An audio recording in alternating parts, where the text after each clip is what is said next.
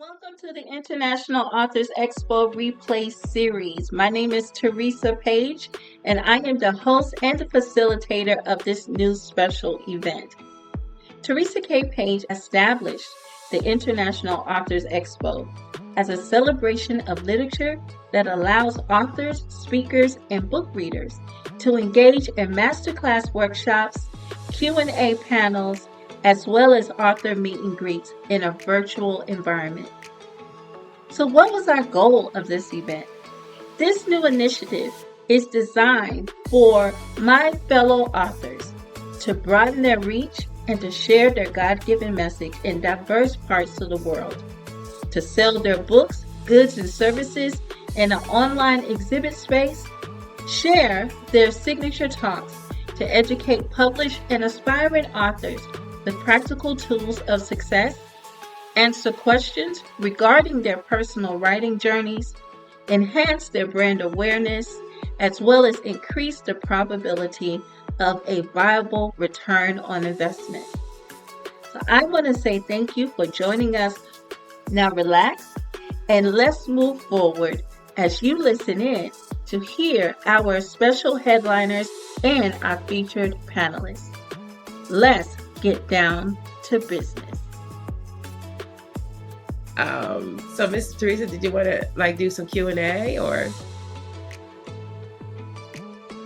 Absolutely. I want to just say thank you so much for sharing that information and giving us those amazing tips. Now, Alicia, Brooklyn, and we have Dee that just entered into the room. What are your thoughts about today's conversation? I'm going to let you take yourself off mute. Why don't you give us some insight? What is it your takeaway from what you learned on today? I'm going to start with Alicia.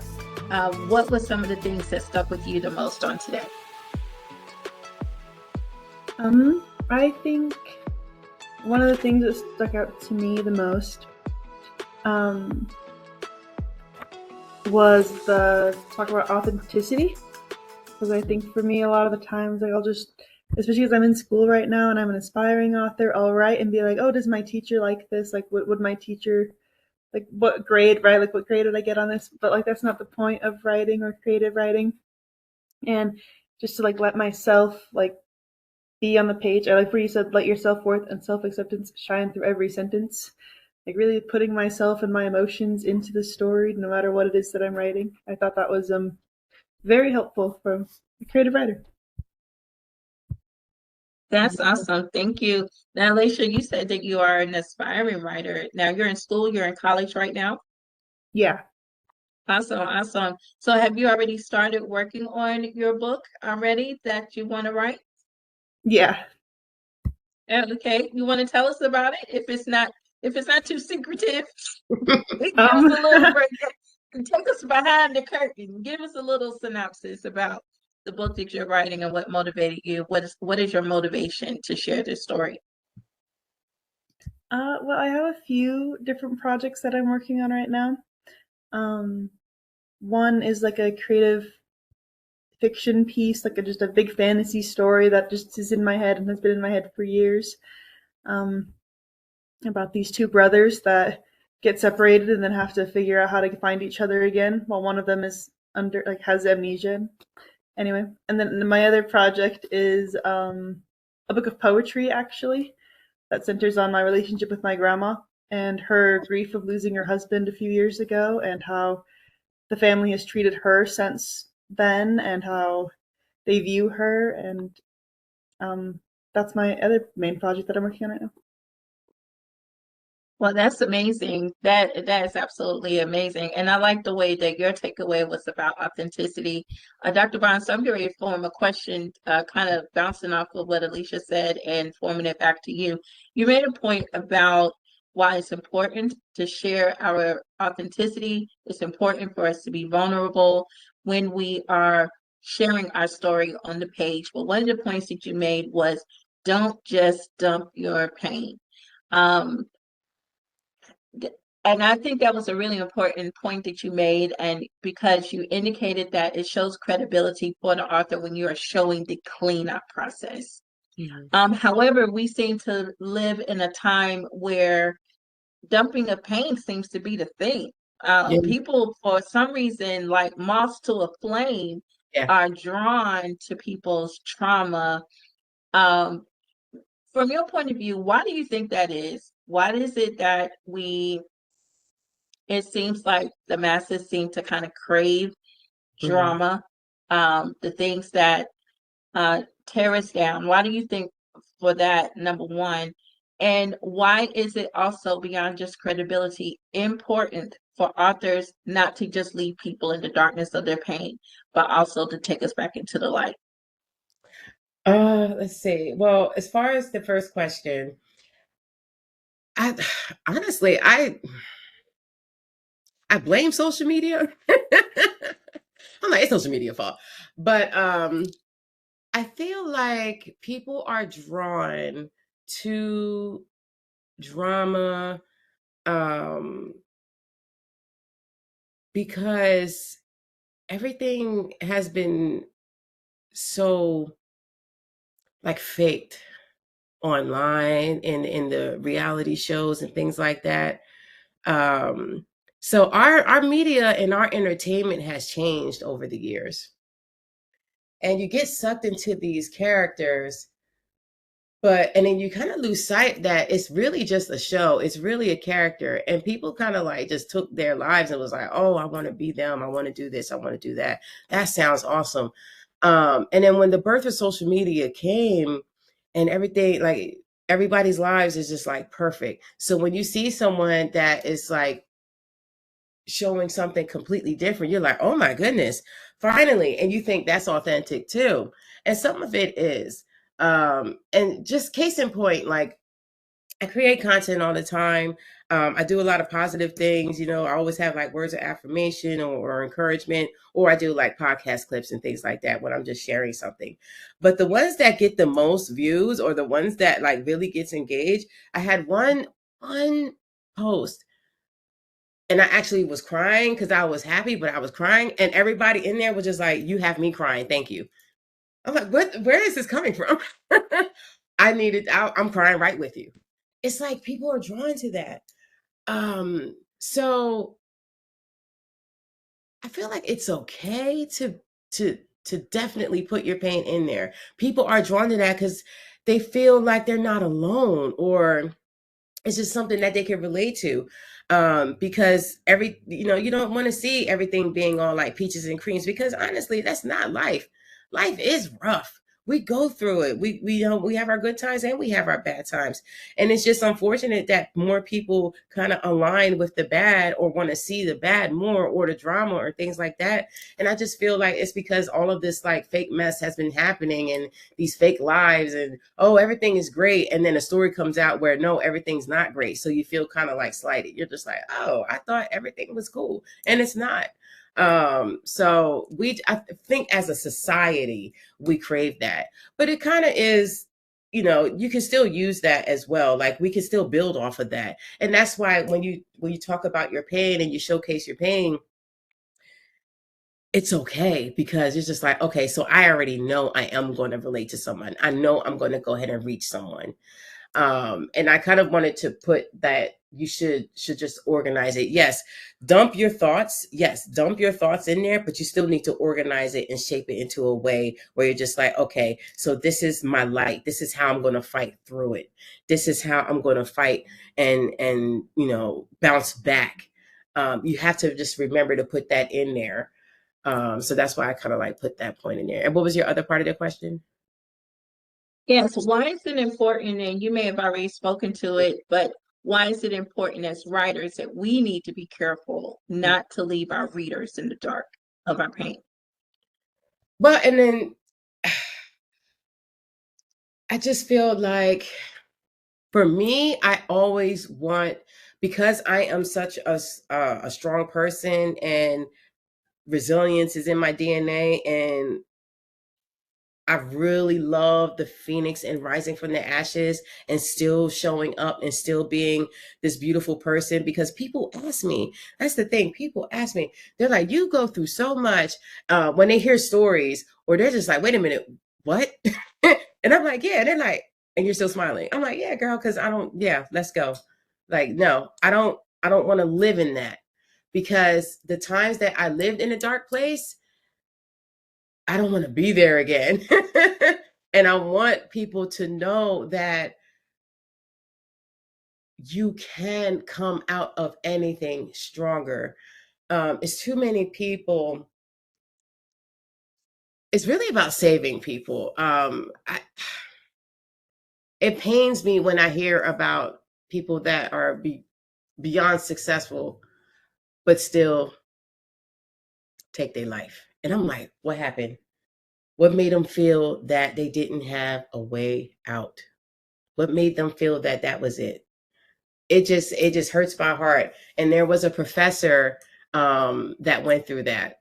A professor, a Black woman, I forgot her name, but she went through that. She was a tenured professor at a university, and but she was bullied at work. She was going through a lot.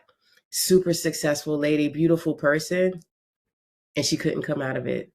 And I just like, man, I'm not trying to save the world here, but I just want to give people an option. Like, yes, it is painful, it is hard, but there is a way forward. You can rise from these ashes. You can come out of the dark place, because I was in a dark place like a couple of times, and I came out of it, and I'm still living, and I'm still finding meaning and purpose in my life. So, that's why I put that in there. And it's just very personal for me. And, I just think that I would hope that other writers would feel the same way.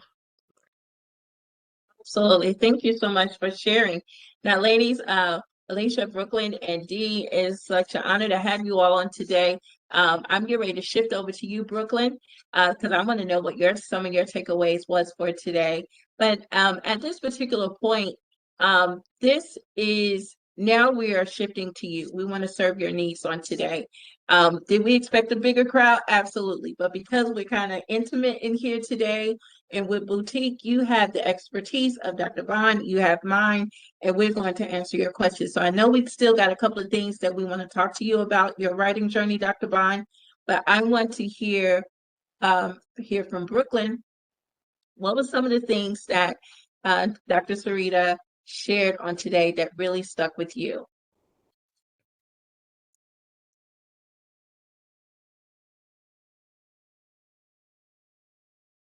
If you look at the bottom of your screen, you should be able to see your unmute.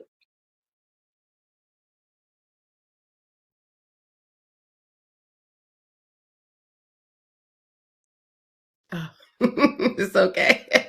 Oh, no worries. Well, if you want to put your information in the chat, if there's a question that you have, or if you just want to throw that in the chat, I'll be your mouthpiece on today. So go ahead and start typing it in the chat. While you're doing that, Ms. D, thank you so much for joining us. What were some of the things that stood out to you that Dr. Vine shared on today? What was it that struck you the most? Are you able to share?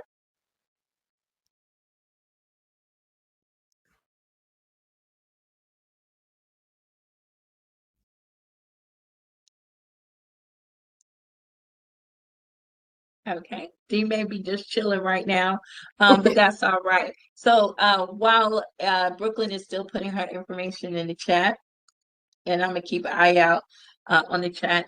So Dr. Bond, one of the things that I was excited to do this time when our guest was able to register Miss was to go Page, ahead.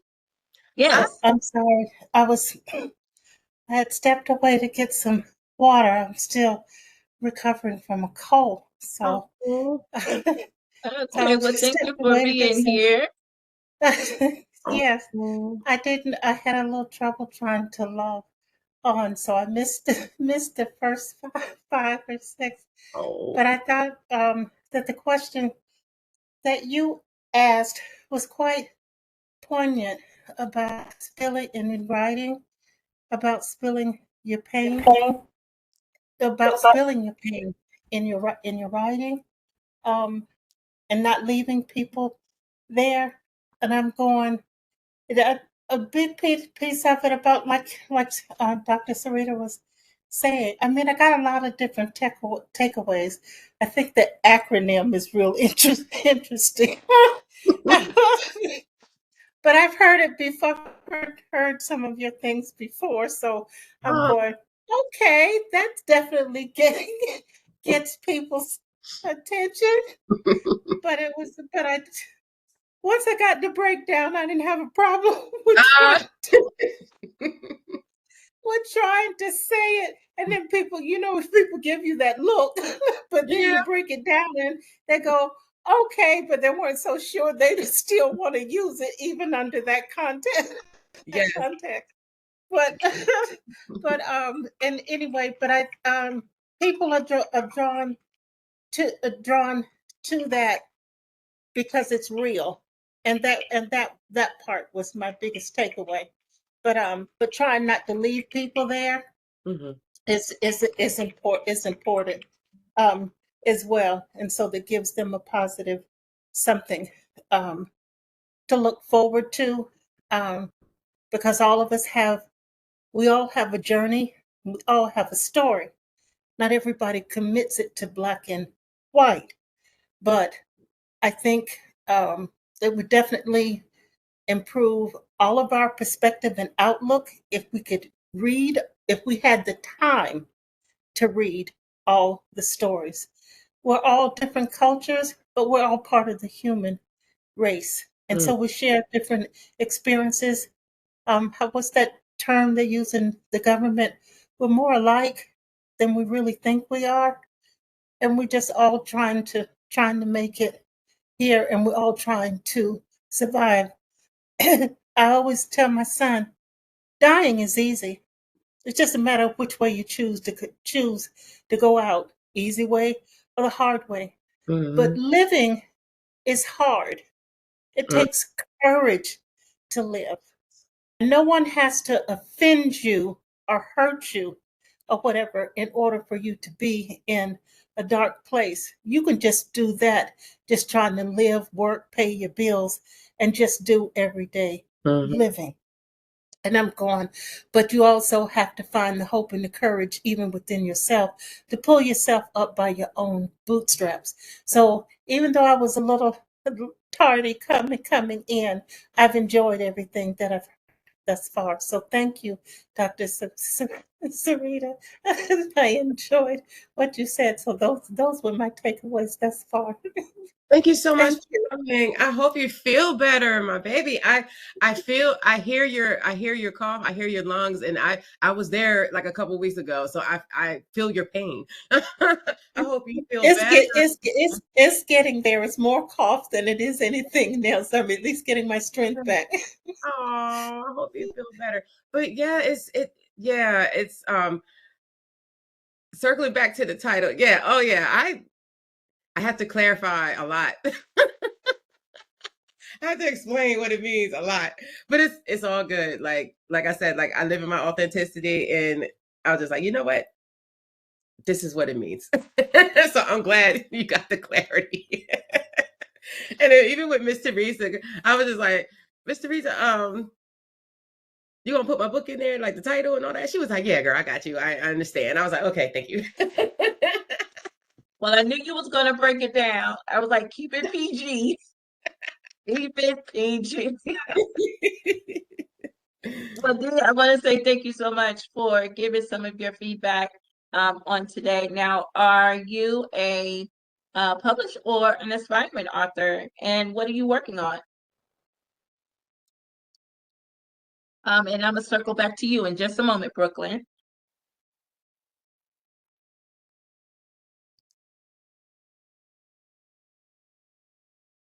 Okay, she may have had to step away just again. All right, so I'm gonna go ahead and shift over to Brooklyn. So, Brooklyn, again, why don't you come off mute and why don't you tell us what was some of the takeaways, things that really just stayed with you on today? Can you hear me? Yes. Okay. Woo-hoo! Yes. Um, okay, I loved everything that you said. I think it was really cool to hear all that advice, especially because I love writing. I was homeschooled and I did creative writing courses in my homeschool, and that was like my favorite part of school was all that writing. Yes. But for some reason, I've never even thought about like half the stuff that you pointed out. So I thought it was really cool to hear that. I love the acronym. I wrote it down so I could have it. Um, I really liked when you said, where is it? The like stop waiting for permission.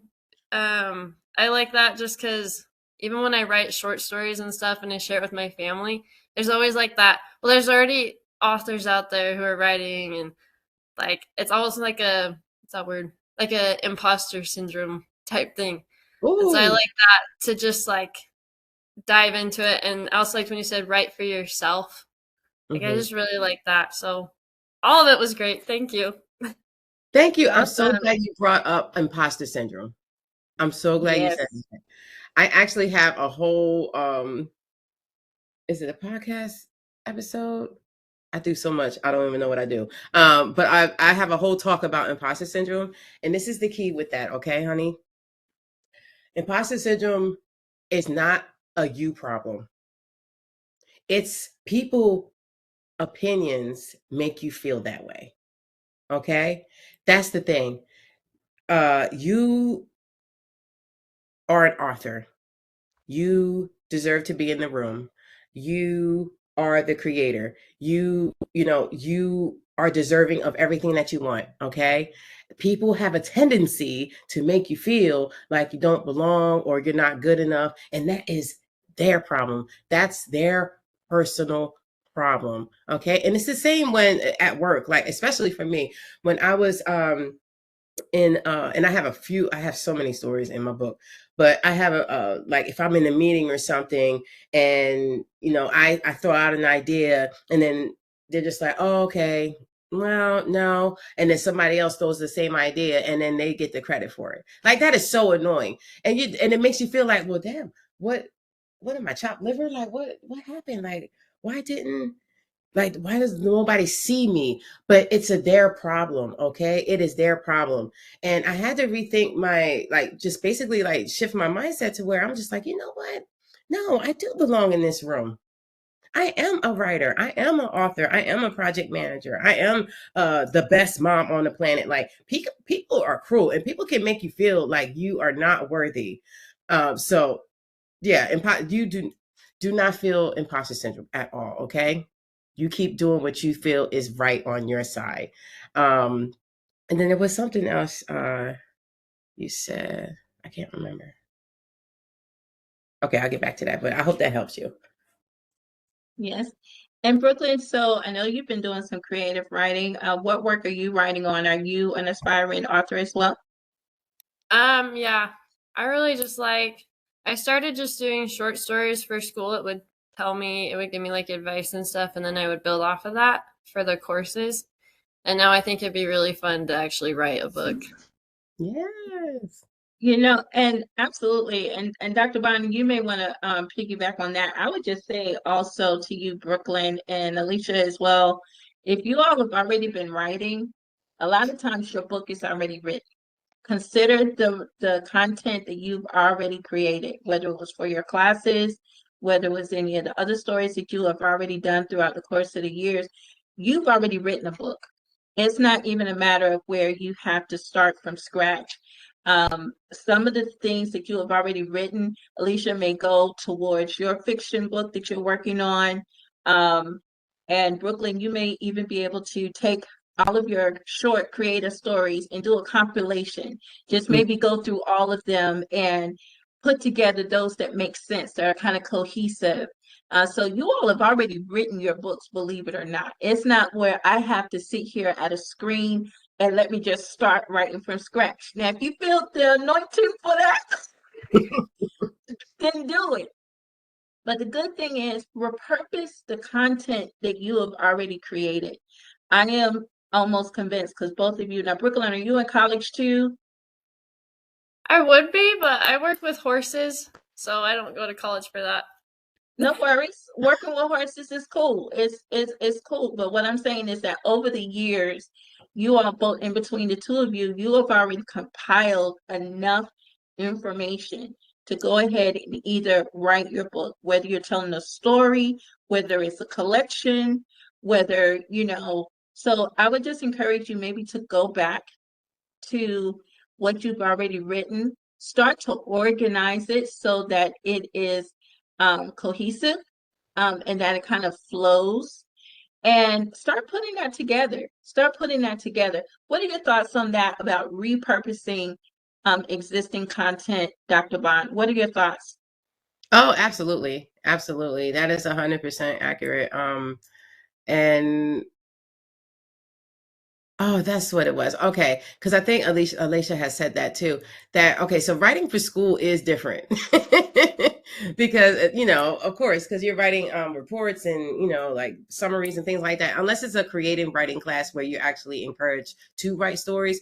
But, because believe me, I know, because I had to write my doctoral study and scholarly writing almost killed me. Like, oh my gosh, it took so long, 5 years. That's why that actually is technically my first book is my doctoral study. Cause I was like, oh yeah, I'm going to self-publish this. Like I'm putting this out there because it was so much work, but it's scholarly writing. So I understand that. And I hope that you could take like the basics of writing out of those courses, and yes, definitely put your stories and whatever you have written already together, like kind of just like sort it out or save it. But also when you get into writing like an actual book, and if you go through like having an editor and things like that, it's kind of like being in school again, because I have to tell you, when I first wrote my book, I was just like, I poured into it. I just threw everything together and I was like, this is a masterpiece. And I gave it to my editor and she completely like, okay, we're going to do some work. I was like, oh gosh, I'm thinking I'm ready. And she was like, no.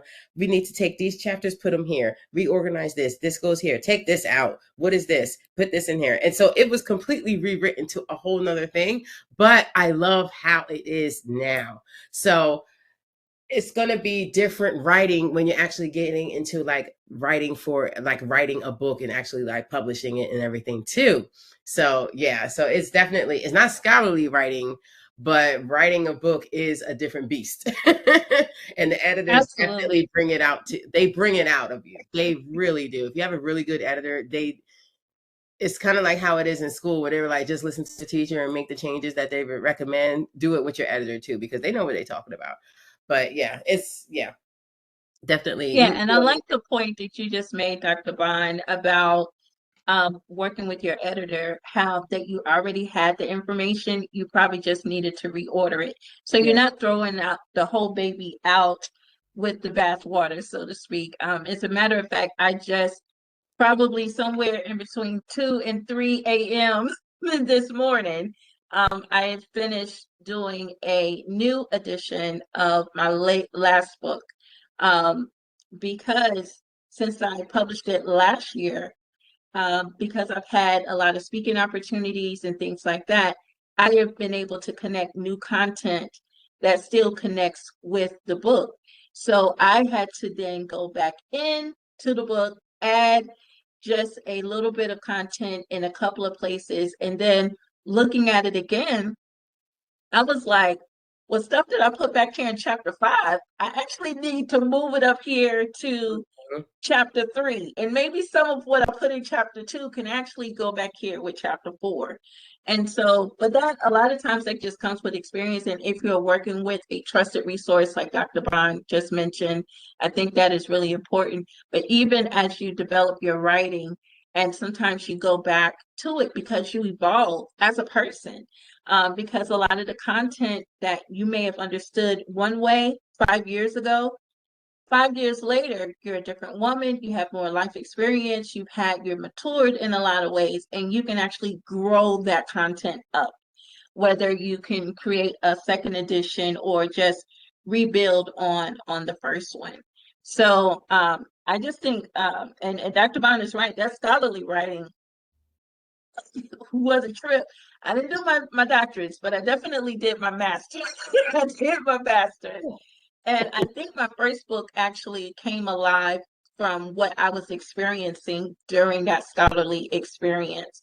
So, and as she mentioned, even though scholarly writing is different, you can still pull from that experience, even if you're talking about what I was experiencing as an individual while I was writing or while I was in my scholastic adventure at the time. So I think we're tracking along pretty good. So one of the things that I asked was for people to be able to ask questions. And if you all didn't know, we're already in the Q&A panel. We've been in the Q&A panel for a second, and you all have been giving some feedback. But I know one of the questions, I believe it was Alicia, I believe you posed this question about what is the difference in between traditional publishing and self-publishing, and what are some of the steps. So I think that's something we can tackle on today, in between Dr. Bond and myself. And which part would you say that you want to hear about first, Alicia?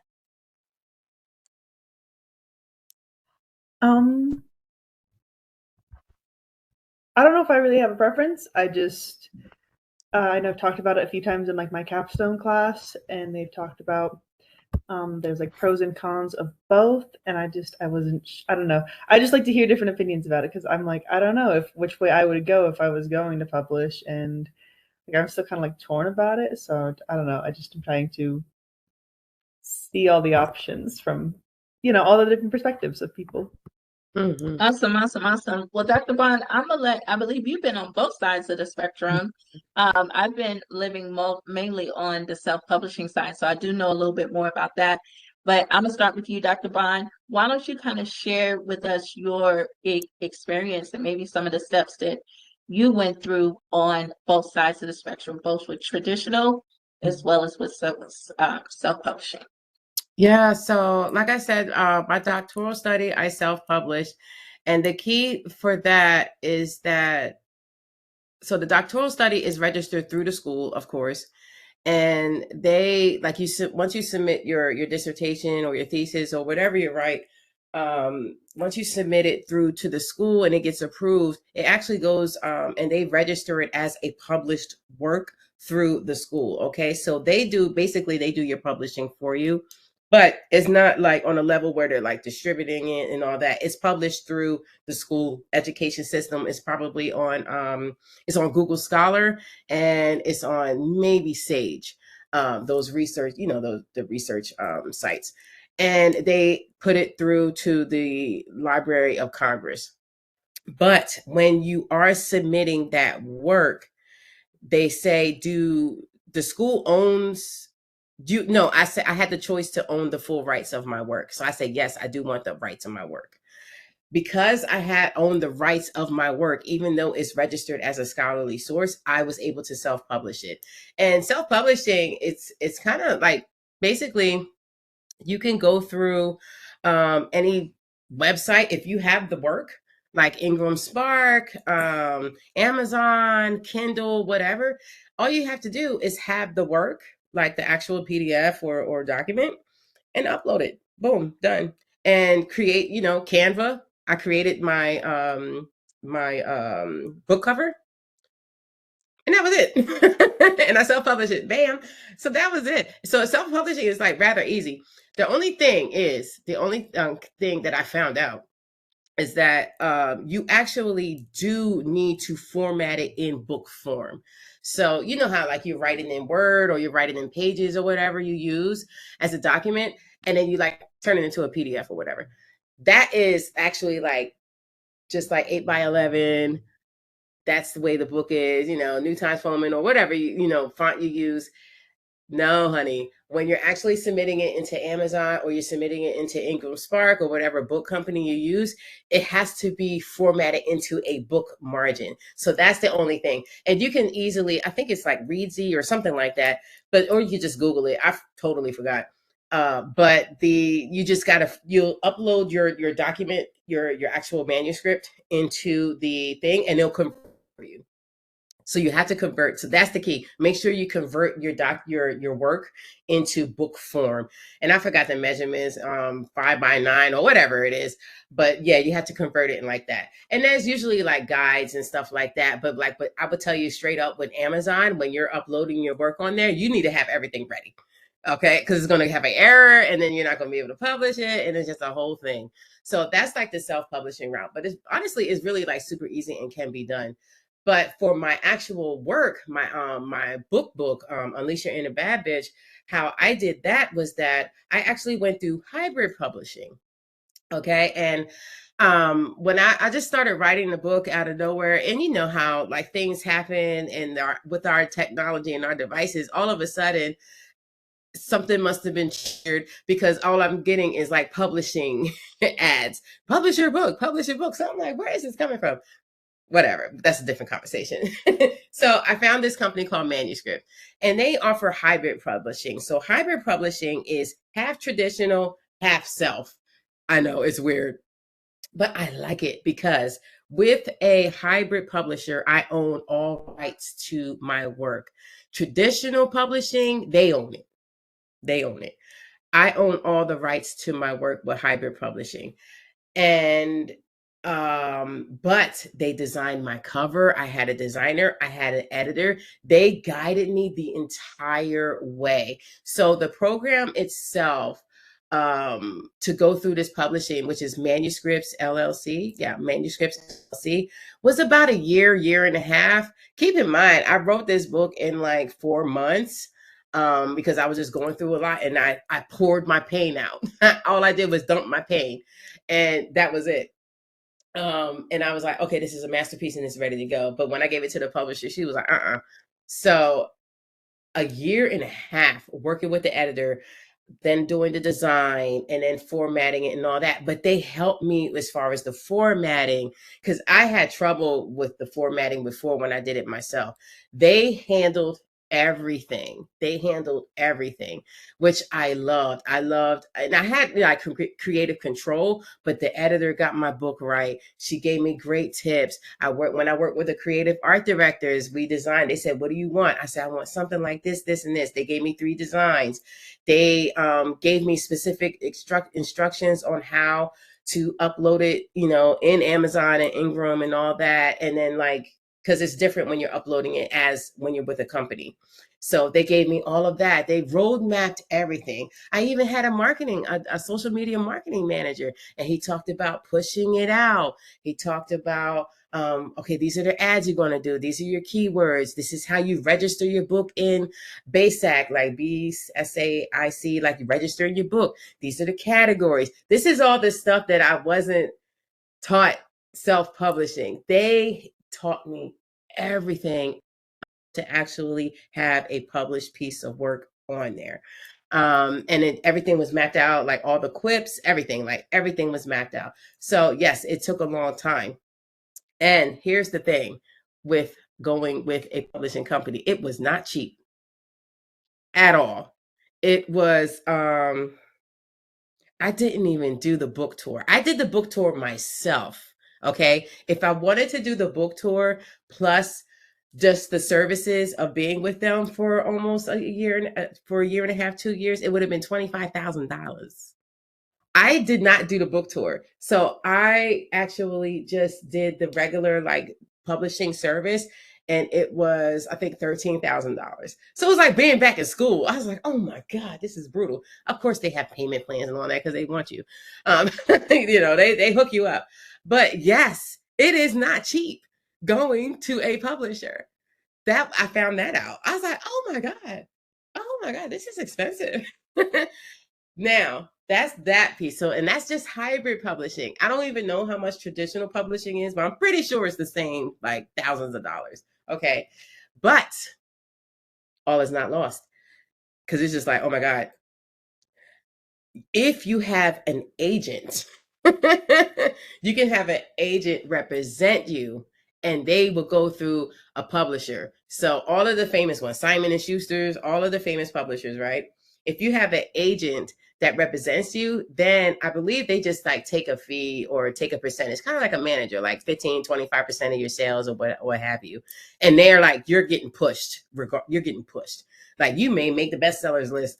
They're on it. Traditional publishing, that's the beautiful part about it, is that they usually don't if they love the work that you did when you submit your proposal or your manuscript summary, if they love it and the agent wants to work with you, they'll be like, okay, I'm pushing you to these 3 agencies. I know these 3 publishing houses, and we'll see who come back. And they're gonna like it's on. So you probably will make more money and be more successful going through that route as well. But it is hard to get an agent. You got to remember, it's people writing stuff every day, and that was the hard part. I wanted to push out. I wrote a few agents.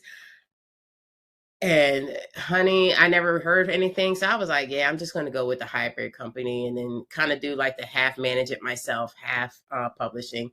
And I enjoy it. Like I love it and it's fine. And hopefully maybe an agent will see my work one day and want to pick me up, like want to reach out to me. But it's hard to get one of the book agents. It really is. It's kind of like pitching to a news journalist or something like that. And, you know, pitching anything, it's hard. It's really, really hard to grasp one unless you just have an idea that is like, ooh, and they want to snatch you up. And it's very competitive too.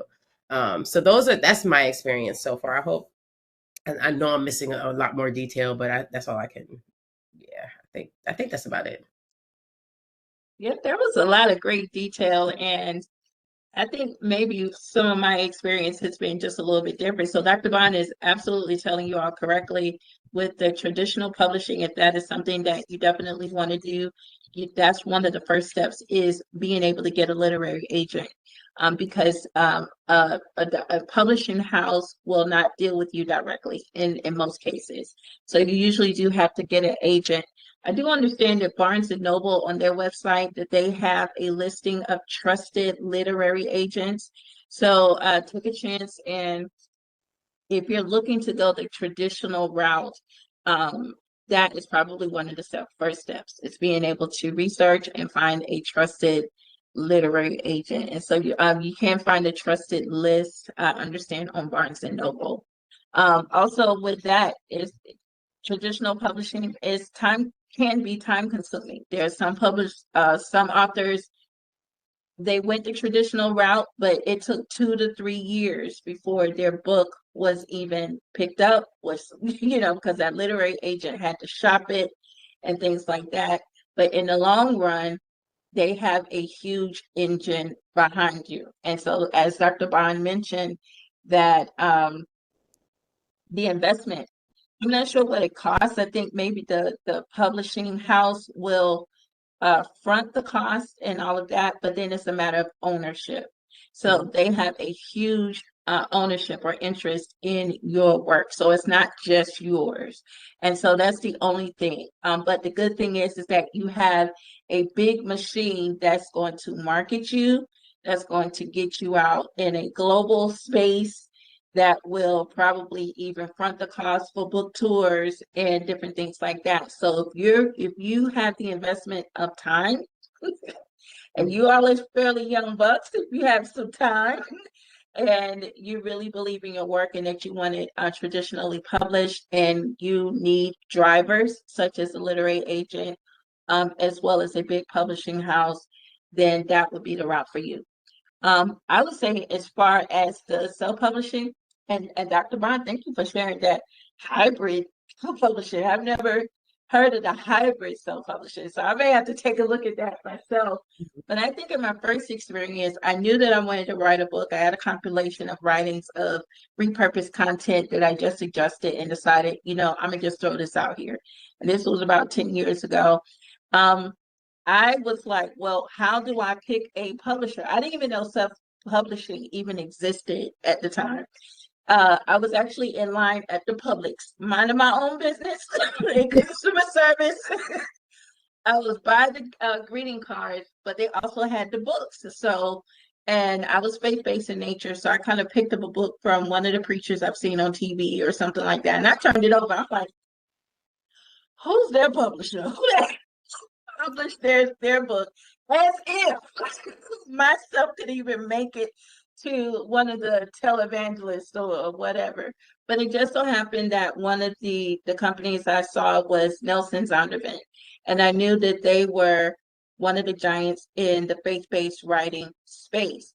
So I did some research. So that's another key, doing your research on the publisher. You could go to their website And what you're going to find most often now with traditional publishers is that they do have a self-publishing arm, or they publish in different kind of ways. They're not just one way. So even though Nelson Zondervan is known for more scholastic, faith-based work, I also saw that under their umbrella was Westbow Press, which was their self-publishing arm. And that's how I learned they even existed. And so I did more research, and then I actually reached out to someone. Now, as Dr. Bond mentioned, self-publishing is going to cost you a penny. So and it has gone up since the pandemic. It's definitely gone up, but they do have different tiers that you can select from the basic, where they help you with just the publishing, your cover design, getting your book registered with the um, Library of Congress, getting your ISBN number, all of the important things, and having that person that's going to walk you through the process. I think that's what's really important. And so, and they do all of the distribution, which is wonderful. That's what I love. Even with self-publishers, they still will distribute your book internationally, which is amazing. So all of the Amazons, all the Barnes and Nobles, some of the other retailers, I didn't even realize my book was in places. My book is in places I've never been and may never see, even in the world. So my book has gone light years ahead of me, and to count in the countries and different things like that, because they had a worldwide distribution. So, so just going through that process, having someone to walk with you. So that's if you do it more so if you're working with a self-publisher. They will guide you. And if you have the resources, I would encourage you to select the option that you like. And you can get it as big or as small as your pockets can afford. What I would say to you all is that if you decide to do the self-publishing route, one of the things that I did not take into account was marketing. I felt like just because the book is online, let the sales come in. I'm like, my book is online. I'm just waiting for the royalties to fall in. But it doesn't work that way. So I would always just encourage any writer to make sure that you, regardless of which side of the spectrum that you fall on, is to make sure that you have some funds that's set aside specifically for marketing. Because then that's the next biggest step beyond your manuscript, is getting the word out and making sure that you have someone that's an expert to help you get the word out. So always kind of set aside a few extra dollars for your marketing piece. And a lot of times your publisher will offer that, or you can get your own marketing person. So whichever you find is best for you. I would say, but let's say dollars are short. Dollars is not your thing, which is actually what happened with my third book. Dollars was not the thing. My first two books, I did go through a self-publisher where they walked me through the process. But the third book, I felt I had a sense of urgency, but I didn't have the sense of urgency dollars. So that's when I decided to do KDP. So to actually do the book myself. And as Dr. Bond mentioned, you basically own the process. There's nobody. They have a lot of resources online that will kind of self-guide, walk you through. So you have plenty of resources to source, but there's nobody that's going to call you to say, "Hey, Brooklyn, hey, Alicia." There's no one. So in that particular case, which is more economic friendly, it's also you're able to get the pros is getting your book to the market much quicker. There are no middlemen. You're getting it to the market much quicker.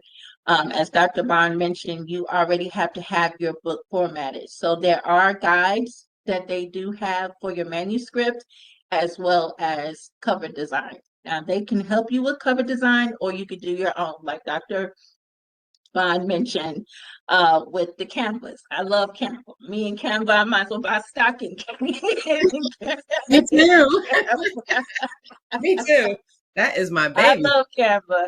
As long as you're able to kind of The only issue with Canva is just be sure to kind of do something so that the image that you do is not exactly as is. You got to add something else to it where you can have the license to use it, but it can't be like, I'm going to just pull this picture and then that's it. You got to do something different to kind of alter it. So just keep that in mind if you decide to go the Canva route with designing your cover, or the system itself will help you design the cover. So other than that, with that process, the key is making sure that your manuscript is good. It doesn't matter whether you're doing traditional, self-publishing, doing it on your own. What is really most important, I think the publishing process is probably, it's important on the list, but it's not at the top of the list. What is most important is making sure that your written work is good, because you're getting ready to put a part of your thoughts, a part of yourself out into the universe that's going to live the next 1,000 years. So you need to make sure that it's going to be good, that it's going to serve a particular purpose, that it's going to serve a particular need for a particular people, a particular region, a particular problem, for whatever reason. What you're getting ready to put out into the world is going to live for the next 1,000 years. So you got to make sure that it not only feeds your generation today, but it will be able to feed the next 1,000 generations. So it's going to live on. So just keep that top of mind. So make sure there is no time clock. A lot of people will make you think, oh, we got to get it done today. No, you can take a minute, get it together. Make sure you get your stuff it sounds good, it looks good, it's edited, it's clean, it's coherent, it's meeting a need. So I would just leave that with you all. Most importantly, the publishing piece, the designing, the marketing, the distribution, all of those things are important, but it's not top of list. And I don't know if Dr. Bond would agree with that, but your manuscript is top of list. Oh yeah, 100%. That is what's going to take the most amount of time, what is going to take the most amount of energy. So if you could do that, the rest of it is easy. How you decide what vehicle you decide to get in, you can choose that. But what is important is that manuscript, and nobody is going to do that for you. They can probably give you guidance, but they're not going to sit down and actually type it out or write it out for you. So make sure that you're giving the lion's share of your time of this book investment to that manuscript. I would just say, beyond KDP, if you are going to publish that way, as Dr. Bond mentioned, there are different platforms that you could do that on. So you can publish your book on KDP, but you can also publish your book, as you mentioned, on Ingram Sparks. You can also publish your book on Barnes & Noble Press and any other platform that will allow you to upload your book. The only key difference is that you'll have to have a different ISBN number for each one of those platforms. Either they could provide one for you, or you could purchase your own. If you purchase your own, then you can publish your books on all of those if you purchase it yourself. Other than that, they'll give you the option of being able to purchase your own ISBN numbers. I would encourage you that if you do take that route where I want to upload it myself, then I would suggest to do it on multiple platforms. KDP, Barnes & Noble, Ingram Sparks, and any other platform that you think you can get it on. Beyond that, marketing, getting the word out. That could be a combination of things. You could do it grassroots, very grassroots, as far as word of mouth, referrals, social media, or you could bring in an expert. Sometimes if you can afford that expert, then and do that. And also I would just say, finally, is to multi-purpose your book, okay? The book is only the first step as far as I'm concerned. And Dr. Bond, you let me know if I'm wrong here, but then you could take that book and turn it into something. You could turn it into a talk. You could turn it into a presentation. You could turn it into merch where you're pulling out quotes from your book and slapping it on a t-shirt, putting it on a cup, doing things like that. So diversify that book. Turn it into an event, those kind of things. Book signing is beyond just publishing a book and a book signing and maybe a book tour. Those things are wonderful. It's an initial rollout, but then create something deeper. So then your book is now a part of a conference. Your book is now part of a talk, or your book is part of something else. So then that I would just say that is to take that book and then create other avenues of resources, other streams of resources.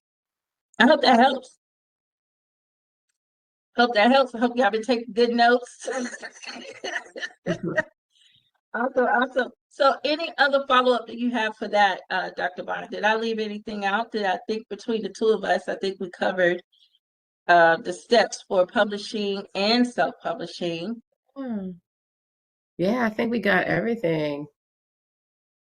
Yeah, I think that covered everything. Yeah, I think we did. So then you all should have enough. But I will also say is research. Yeah. And be careful. I would just say the only other thing I would say is be careful of scammers. And especially if you do self-publishing. Because one of the things you're going to do is your phone is always going to ring with somebody saying, we want to turn your book into a movie. We want to invite you here. We want to invite you there. I would just say do some research and ask a lot of hard questions. My first thing is, then what is this investment? Well, we'll cover half of the cost, 80%. You just have to pay this. Be careful of those things. I don't say be distrusting, kind of have a side eye when it comes to those things, and maybe do some research before you agree to anything. I think that may happen on both sides of the spectrum, both with traditional as well as self-publishing. I think with the self-publishing, though, is that certain scammers take advantage that they know that certain authors want to make it. They want to be the next author who wrote Harry Potter, or the next Grisham, or the next Stephen King, or all of that. Because every author wants their book to be able to go far out into the cosmos. And so I think some people play on that. So just be careful. Always do your research, regardless of which way you decide to go. And if anyone communicates with you before you agree to anything, just research. All right. So I think that concludes our Q&A. We had a lot of great discussion there, a lot of great education. Is there anything, Alicia, Brooklyn, and Dee, that we need to answer for you to help you move forward in your writing journeys before we move forward? All right, and final announcement. In case you missed it, you can go back and listen to the replay series from our summer 2025 event. So in case you missed it, you can check out the replays of the July 26th event Masterclass sessions and the Artist Q&A panel that was featured some of our headliner speakers and panelists. So you could visit the Teresa K page, MBA YouTube channel. And so you can see the entire playlist there. Be sure to like, share, and subscribe so you can get notification of new drops, which is going to be featuring Dr. Bond in our conversation on today. So there is going to be a replay on that. So let me just also say, keep your eyes out on your emails. We are going to have a follow-up communication. You'll also get a follow-up communications about the regifting, where I am regifting your registration. Your ticket costs on today, so I am sending that back to all of you. So just keep an eye out on that. So awesome. So that is all for our event on today. So I am going to stop sharing. I'm going to turn on a little music. We're going to put our links in the chat. I'm going to put mine. I think Dr. Bond has already put hers. We want you to take some time to peruse and look over our website. If you have any questions about any of the products or anything that you might see there, then feel free to ask us. So we'll hang around for another few minutes. And after you finish perusing and purchasing, be sure that if you are going to purchase, that you don't share any of your personal information in the chat. you should be able to purchase directly from our websites so that we can keep the transactions clean, and also to expect to receive your items according to the shipping information that's provided on the website. Before we do that, so I'm gonna stop sharing. So Dr. Bond, if your screen is already up, why don't you tell us a little bit more about your book? So I know if you've been mentioning it throughout the time here, but why don't you give us a little bit more insight about your book that you're going to be offering today? Yeah, so it's called Unleash Your Inner Bad Bitch, and it's a guide for using project management skills into work-life management queendom.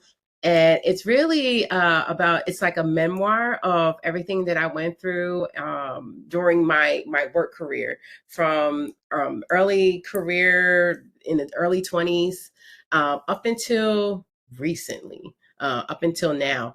And I have some really deep stories in there about just what we go through being a Black woman in tech, being in the corporate field, what biases I have, but I also support it with research as well on what we as women go through, period, being in these male-dominated industries. So I talk about that, but it's very, very personal, a lot of details about my life and how I navigated these situations, and the solutions that I have as well. Because my core concept and for everything, when you go on drsyreetabond.com, is that project management saved my life, and I use it in every facet of my life.